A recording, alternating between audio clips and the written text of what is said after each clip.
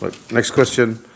Does a husband have to sexually satisfy his wife? Also, if he does not do so, could he still want a second wife? Is it possible that he would want a second wife when he's unable to satisfy his first wife? The Shaykh, he said, I'm going to start by answering the second part of the question first.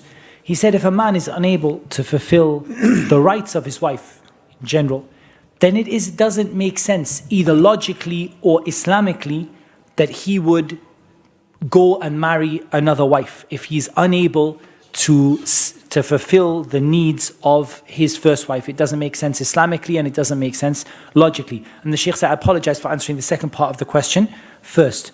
He said, as for the first part of the question, yes, a wife has the right to satisfaction in that regard, through to intimacy from her husband.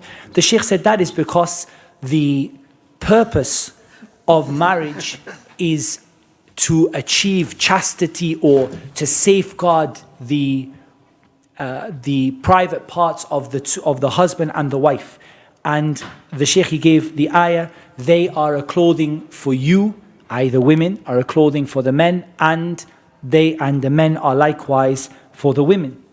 And he said, and as you know, the punishment that is given to a man and a woman who are married and commit zina is different from the punishment given to one that are not married.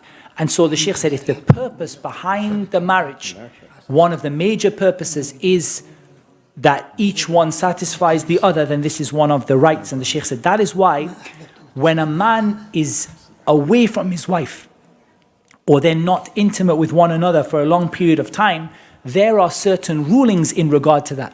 The judge may break the marriage. The judge may force the man to divorce a woman in certain circumstances when there isn't any intimacy between them for a long period of time. So the Shaykh said this proves that it is from the right of a woman over her husband.